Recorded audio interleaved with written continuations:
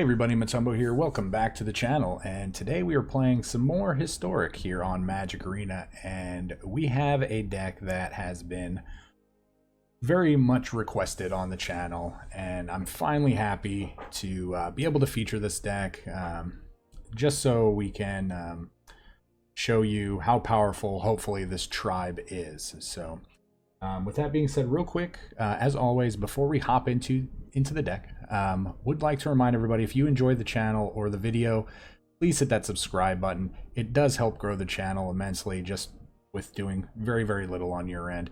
Also, hit the like button. Check out all of the cool links down below in the description, as well as join the Discord and leave a comment letting us know what you want to see in a future video. So let's hop right into today's deck, and we are calling it Vona's Vampires. So Vona, back in old standard, you know, when Ixalan was legal, I really loved playing Vona. Vona is a super powerful vampire. They are a 4/4 for 5 mana with vigilance and lifelink, and they have this really cool ability that says tap, pay 7 life, destroy target non-land permanent, activate this ability only during your turn. So what's really cool about this is you don't necessarily do it at sorcery speed. It's just at any point during your turn. So you can do it during your upkeep, during your draw step, or even during your attack phase. Since vigilance, you don't have to tap a creature to attack with it. You get to just attack with it, and then before blockers are declared, or even after they block, if they're trying to block in such a way that kills it, you can tap Vona, pay 7 life, and destroy a non-land permanent, whether it be a creature or something else they have in play that's just not a land. So yeah, Vona's really, really powerful. You just need to make sure that whenever you use the ability, if you want to do this before they block, make sure before you go into your attackers that you're actually holding full control. That way you are able to, you're given that option, because again, if you don't do that, it won't let you activate this ability before blocks. It's going to immediately allow them to block. So yeah, let's just kind of look at all of the vampires. Again, every creature in this deck is a vampire, and we're going to gain all of the different synergies that all of the different vampire cards actually provide us. So Legion's Landing, this is really sweet since we have a lot of cheap vampires. It's a 1/1, or this is an enchantment for 1. It makes a 1/1 white vampire with lifelink token when it comes into play. But whenever you attack with 3 or more creatures, you actually get to transform this into Legion's Landing, which you get to transform it into Adanto, the land, and that says tap 3 mana and that land to make a 1/1 white vampire creature with lifelink. So pretty powerful. We got 4 copies of Knight of the Ebon Legion. Everybody knows this card. This card is going to get just bigger and bigger and bigger every turn as we're just constantly dealing more damage to our opponent. Vicious Conquistador. This is probably one of the best 1-drops in the deck, because whenever Conquistador attacks, each opponent loses 1 life. So we drop this on turn 1. When we're attacking on turn 2, they're taking 2 instead of just 1, like one of our other creatures. So we do have 4 copies of Adanto Vanguard. This is the hardest creature in our deck to deal with because, again, we can pay 4 life to give it indestructible. It may look not powerful as being a 1/1 for 2, but whenever it's attacking, it actually becomes a 3/1. And again, the fact that we can pay 4 mana to make it indestructible allows us to kill a lot of creatures. We can chump block for a few turns and take, we still would take 4, but sometimes taking 4 is better than taking 6 or 7 or 8. So we do have 4 copies of Cruel Celebrant. Cruel Celebrant says whenever it dies or another creature or planeswalker we control dies, each opponent loses 1 and we gain 1. So if we have a bunch of creatures in play and they decide to wrath us, they're going to be penalized for that, and they're going to take a lot of damage. Legion Lieutenant, this is essentially our Vampire Lord. 2 mana 2/2. All of our vampires get +1/+1. So you're always wanting to have a card like this in a tribal deck that's going to pump all of your creatures of that type. So now we're going to get kind of into the more expensive things. Well, after this row, we do have 3 Bloodthirsty Aerialist. This is essentially the vampire version of a Johnny's Pridemate. This is a 2/3 flyer for 3. It says whenever we gain life, we get to put a +1/+1 counter on it. All right. We also have 4 copies of Sorin. Now, Sorin is really the card we are always wanting to hit on turn 3 because this is a really powerful planeswalker, especially on 3 mana, because we can use its, its ultimate the turn it comes into play. It's not so much an ultimate, but it does let us cheat out some really good cards. So we'll go down these real quick. For the top +1, we get to put a +1/+1 counter on one of our vampires and give it Death Touch and Lifelink until end of turn. So we're going to permanently grow a creature, and then we're going to give it Death Touch and Lifelink. We can also sacrifice a vampire to deal 3 damage to any target, and we gain 3 life. So that's a good way to finish the game off or to kill a blocker that we don't want them having. And then, like I said, we can use this -3 ability the turns it comes into play, and we can put a vampire creature from our hand onto the battlefield for free. So we do have essentially 6 vampires that cost 4 or more. We've already covered Vona. Obviously, Vona is the ideal card that we want to be putting into play on turn 3 for free. But we do have a couple copies of Sanctum Seeker. This is a 4 mana 3/4. This is whenever a vampire creature you control attacks, each opponent loses 1 life and we gain a life. So if we're attacking with 5 vampires, they're losing 5 and we're gaining 5 just by us turning our creature sideways and attacking. And then we get to deal all the normal combat damage on top of that. And then we have Champion of Dusk. When this comes into play, we draw X and lose X, where X is the number of vampires we control. So this is going to allow us to refill our hand and get right back in the game, or just make sure that we are going to win. If we have 5 vampires in play and we drop this and we draw 5, it's going to be really hard for our opponent to just make up all that card advantage that we just gained off of them. And lastly, we have a couple of copies of Sorin, Vengeful Bloodlord. This is going to give all of our creatures and planeswalkers lifelink. While it's our turn, we can deal a damage to a player or a planeswalker for +2, or if they start killing our creatures, we can start -Xing to return creatures from our graveyard to play. So again, it's got a little bit of synergy with the Bloodthirsty Aerialist in regards to the lifelink, but it's really meant to be able to bring back our creatures. So, and it is flavorful with being vampire, since Sorin is always typically with his vampire friends. And we do have just a few less land today. We're playing 22, as you can see here. So let's hop right into the gameplay and see if the vampires are still the masters of night. All right, see you guys in the wrap up. All right, time for those vampires. I've had a lot of you request vampires. That's what we are doing.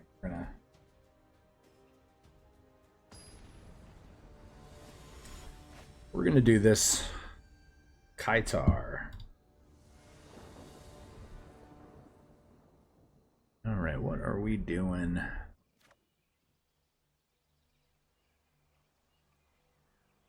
Yeah. Seems like a pretty good hand.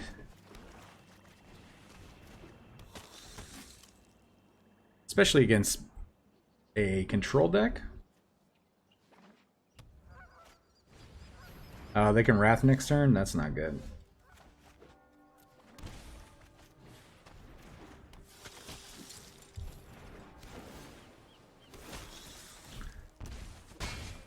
Yeah, I don't like them being able to Wrath next turn.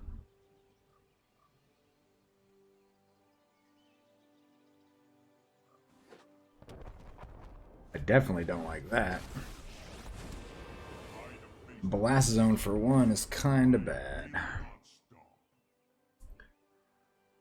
So what do they get here? We gotta already take out this earbud. Blast Zone on 1 is pretty good. It gets rid of our 2 Conquistadors.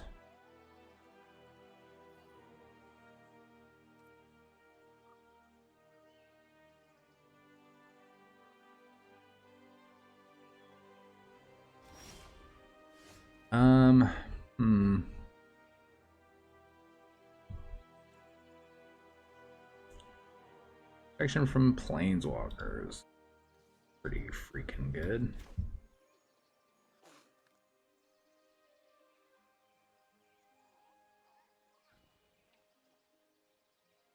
Alright, hold on. So we can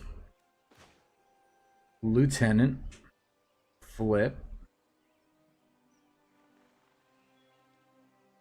Yeah, we're gonna do this.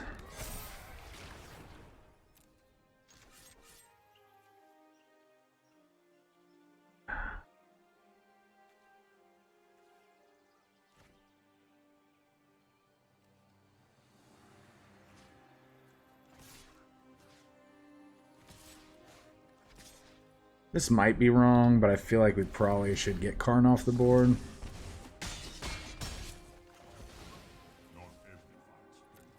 I think we're going to force him to use the Blast Zone and not play the Masticore.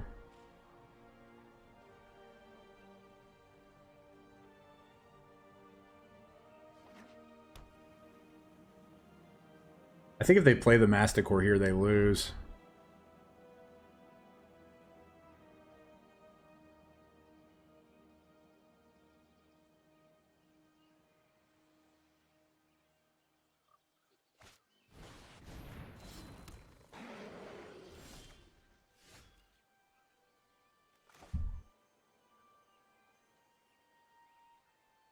It was a pretty good draw, actually.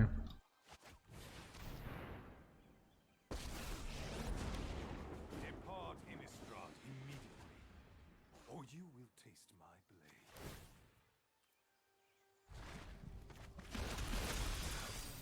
I guess you'll do.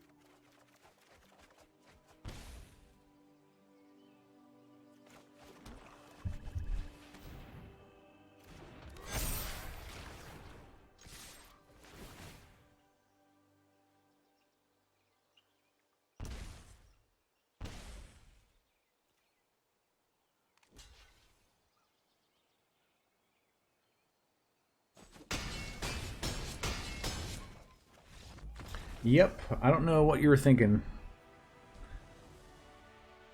I guess it didn't really matter. We had lethal no matter what. That was a really good draw. That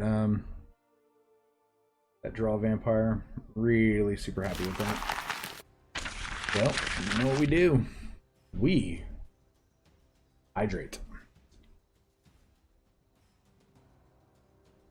Oh man.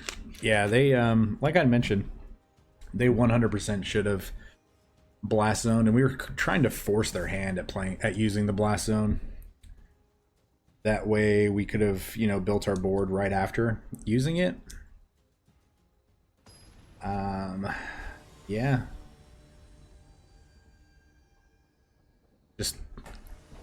Probably just Karn was not the best. Oh, we're going first. Oh yeah, we're keeping this. Well, hello. Dark Mage Ishin.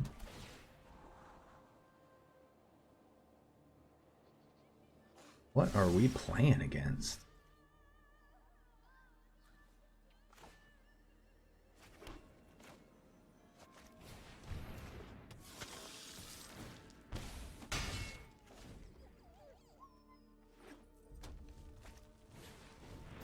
Fervent Champion. Shadow Spear.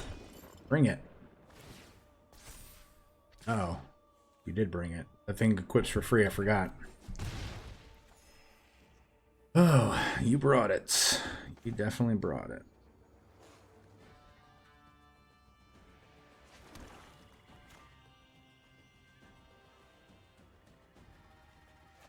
I mean, we're just gonna go all in with all of our creatures.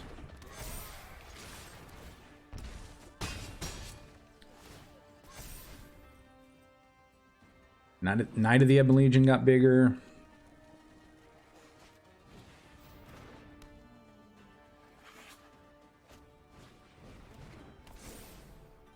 Holy. Holy.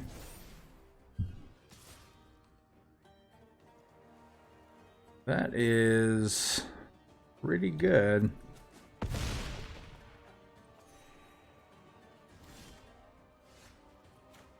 It's pretty good.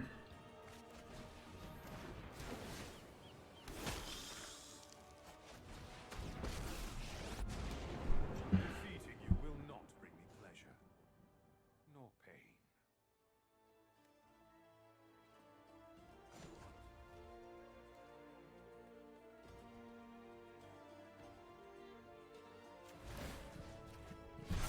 Our fate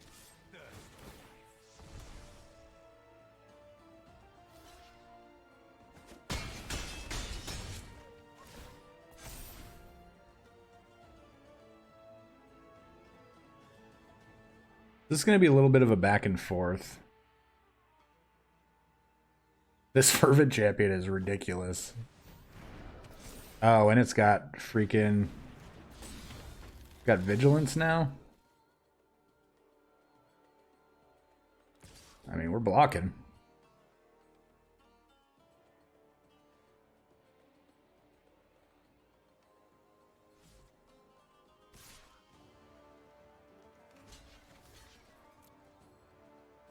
Oh, it's got trample too? Hold on, what gives it trample? Oh, does the Shadow Sphere give it trample? Yeah, that was a good draw. That was a really good freaking draw.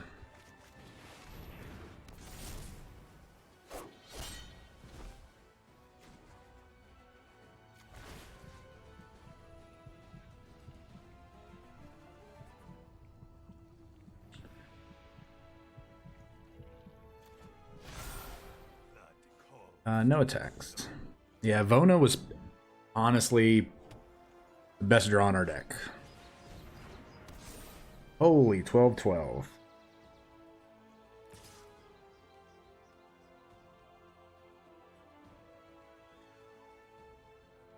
First strike.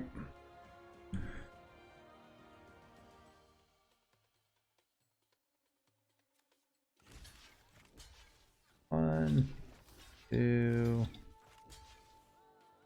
I think we have to block with everything except for the Vona.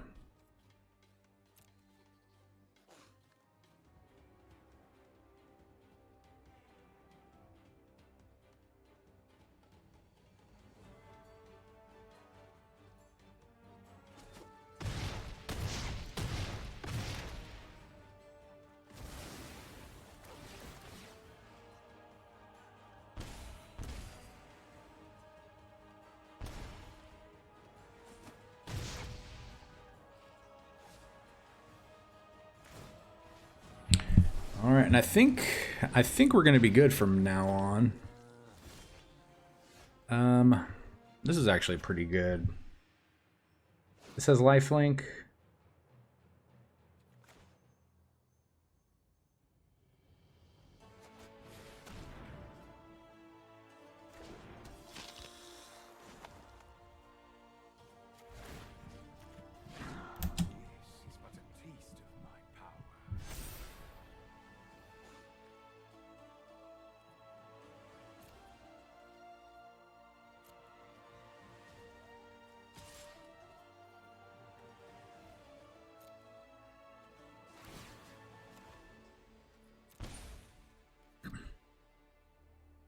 Definitely killing this Fervent Champion.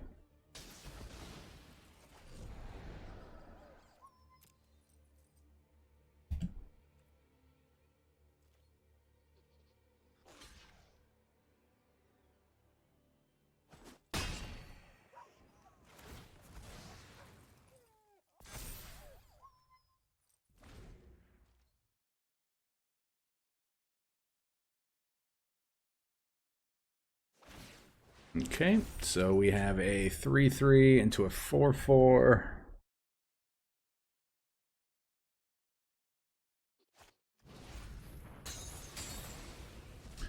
Vona's so powerful. Sacred Cat is fine. We will double block it.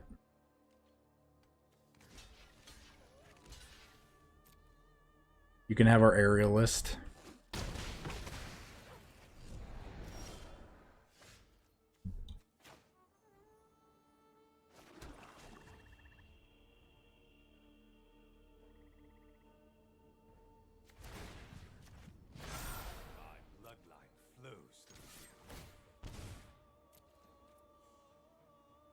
So we get to deal 9 this turn.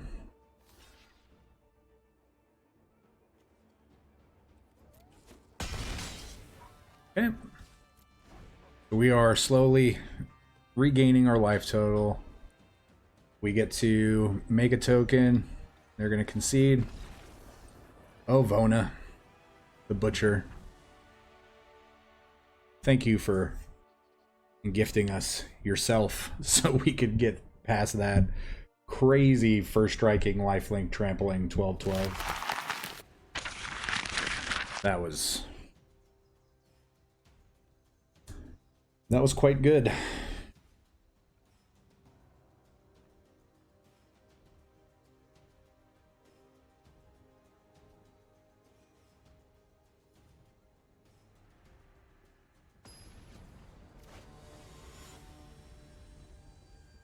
Dakin. Oh, we go first again. Okay. This is another hand I can get behind. I would love to draw a couple more land.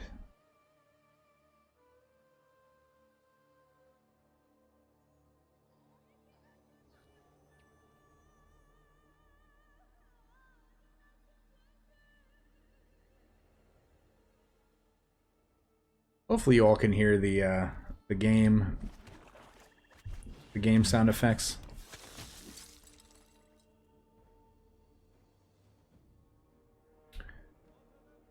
So Vicious Conquistador, again, it's good because you're getting it for 2 on your first attack.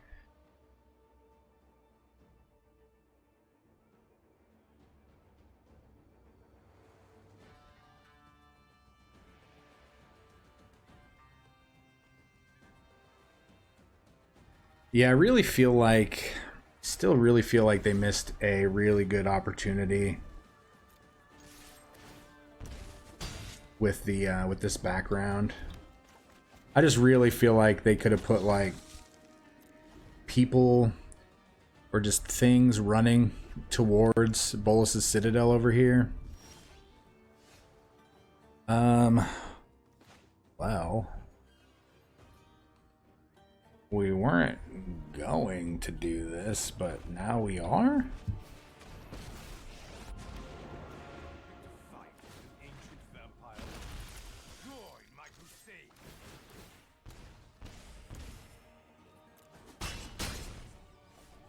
That's just a bunch of extra damage. Each player sacrifices a creature? Okay. Yeah, good game. That was... Whew, that was good. Yeah, I'm not too sure about drawing that turn 3 Innocent Blood.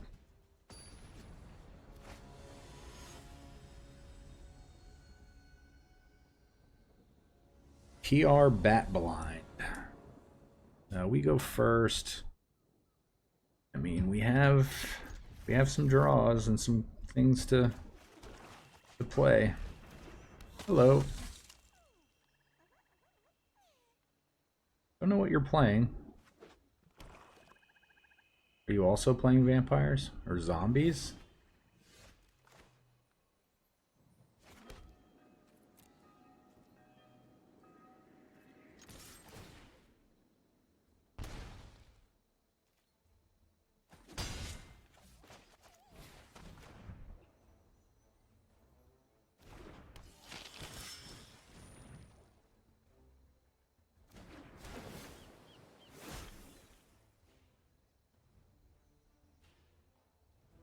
Are you gonna -2 our knight? Yep.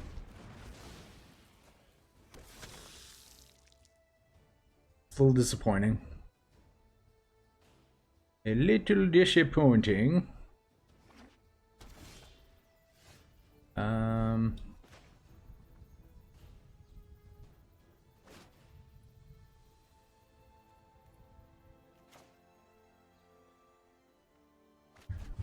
think we're just gonna get in for 2 here.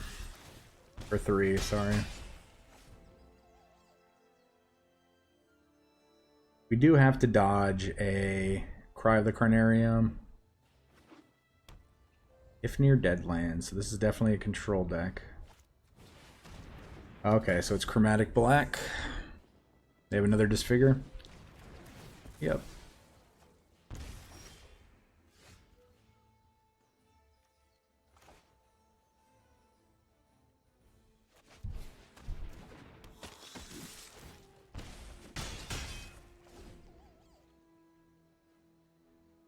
We get to hit them for 8 next turn.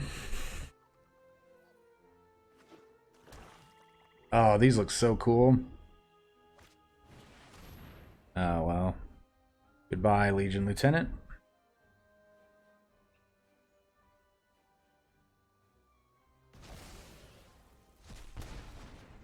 We get to hit them for 5 next turn, not 8.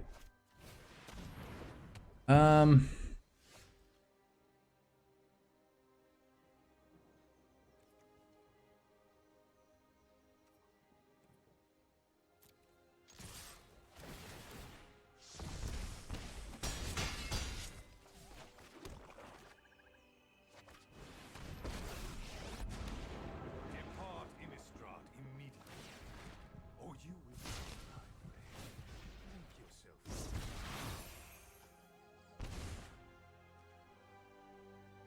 You are at 1. And we can make a token and sack it. So even if you Wrath here... Yep, good game. Wow, this vampires are as strong as ever. Yeah, wow. I was a little worried since they were able to double disfigure. It allows them to buy quite a few turns. If they didn't have that, we would have had them dead like 2 turns earlier. Spartob. We get to go first again. I'm not gonna complain. Yeah, we're gonna keep this.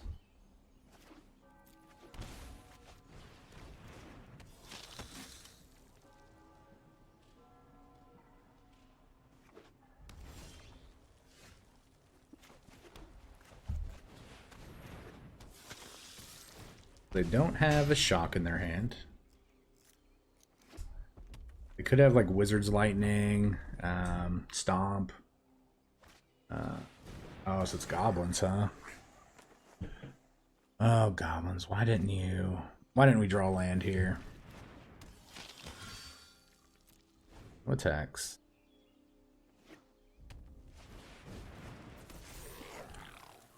Do we block if they attack? They would kill this. You know they would.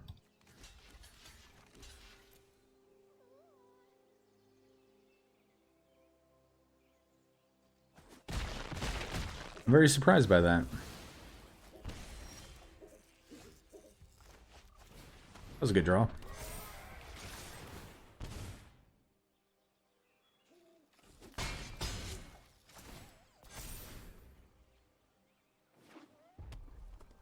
So you're gonna play Snoop. War Chief, okay. Oh, that's really good.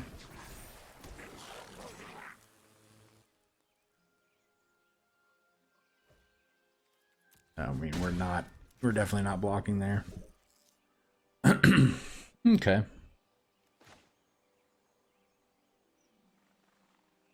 Good.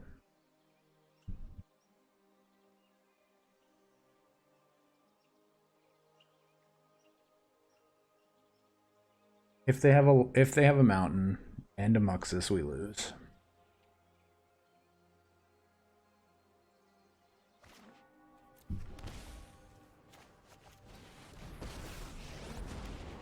Defeating you will not bring me pleasure, nor pain, nor life. They could double block this.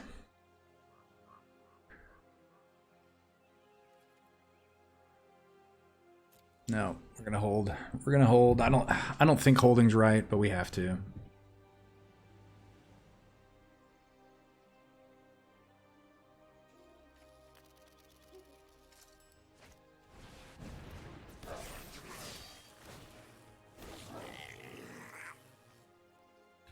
But no, goblins is not a problem.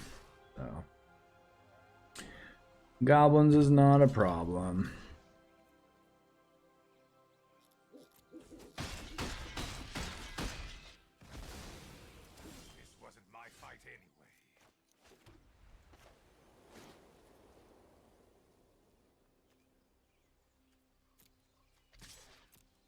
Oh, we lose next turn.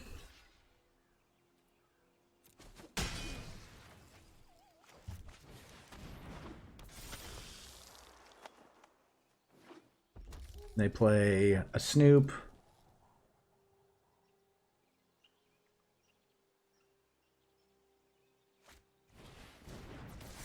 That gives them 7 goblins. And they get a Muxus or a mana. Get the mana goblin. No, it's a Muxus. Okay.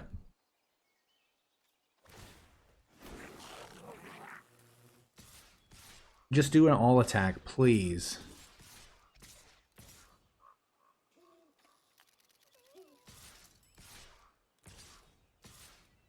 That's the problem with people that play this deck. They literally could have just clicked on attack all. So there's no brain capacity with goblins. So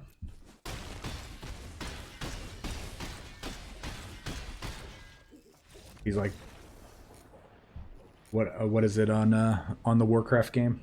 Job's done. What do? Do I click? Yeah. Goblins are dumb, and they should have found a way to ban some of the cards in the deck. So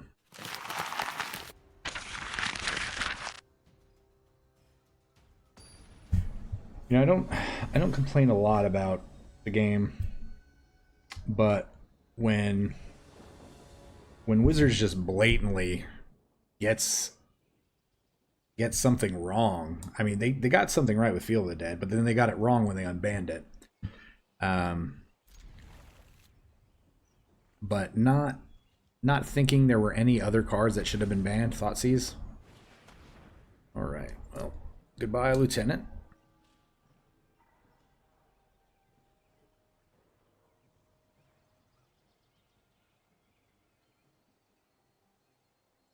I'd be very surprised if you took one of them. Okay. Okie doke. Must have something.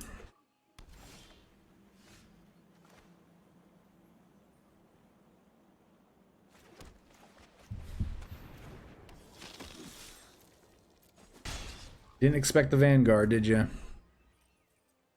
Probably were just hoping for a clean Wrath. Is a Banishing Light? Oath of Kaya? That's fine.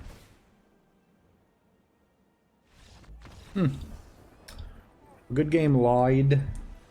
That's weird to say. Oh, immediate pairing. I like... Oh, the Pac-Man. The Pac-Man was our final boss from yesterday's video. I'm pretty sure. But we're gonna keep.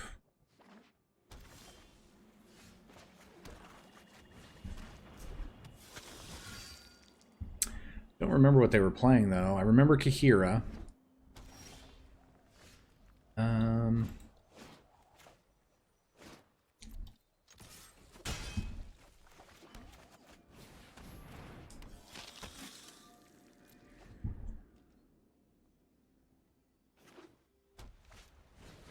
Our set, okay. I have practiced against many foes like you. Hone your prowess. Oh, you're gonna get a Wrath, okay.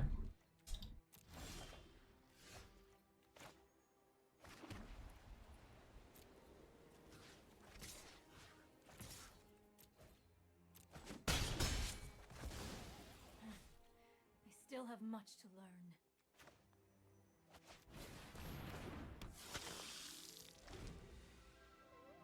I know we could have Sorined onto Adanto Vanguard, but I'm trying to get them to cast the Wrath.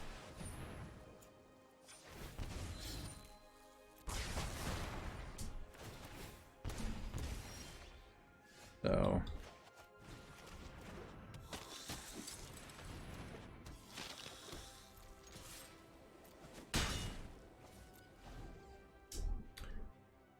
they can Wrath again, take 2 more.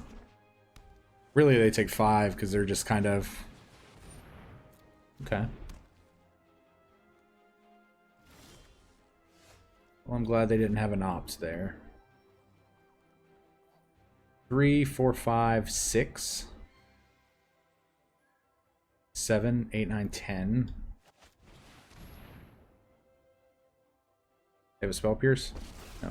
Okay, good.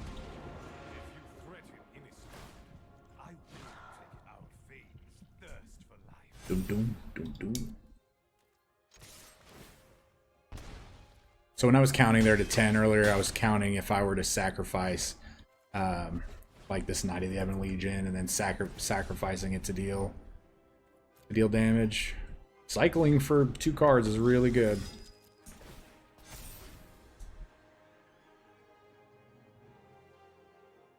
So they would lose if they Wrath. They would lose if they Blast Zone also.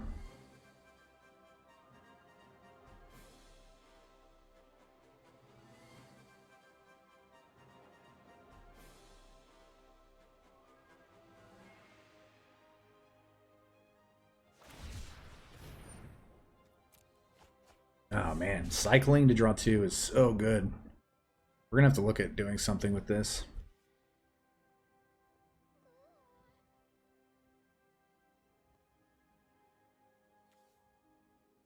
I want to take a screenshot of this. Show this. Oh, and they're just gonna scoops magoops. Scoops magoops, everyone. Scoops magoops. Alright guys, that was really good. We went 6-1 with this deck.